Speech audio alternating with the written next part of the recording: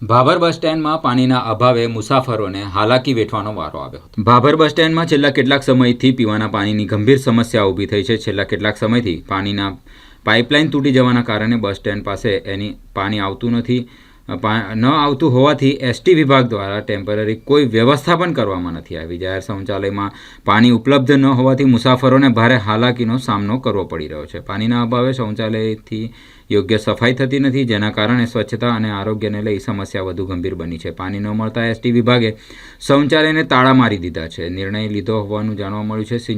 શૌચાલય બંધ થતાં રોજિંદા મુસાફરો, મહિલાઓ, વરિષ્ઠ નાગરિકો, બસમાં ફરજ બજાવતા કર્મચારીઓ તેમજ લાંબા અંતરમાં મુસાફરી માટે પરિસ્થિતિ વધુ વિકટ બની છે।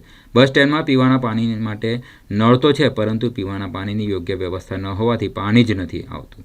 મુસાફરો તેમજ એસટી કર્મચારીઓ બંનેને મુશ્કેલીઓનો સામનો કરવો પડી રહ્યો છે। આ બાબતે તંત્રની ઉદાસીનતા સામે પ્રશ્નો ઊભા થયા છે। મુસાફરો તરફથી માંગ ઉઠી રહી છે કે તાત્કાલિક અસરથી બસ સ્ટેન્ડમાં પીવાના પાણીની તથા શૌચાલય માટે પાણીની સુવિધા પુનઃ શરૂ કરવામાં આવે।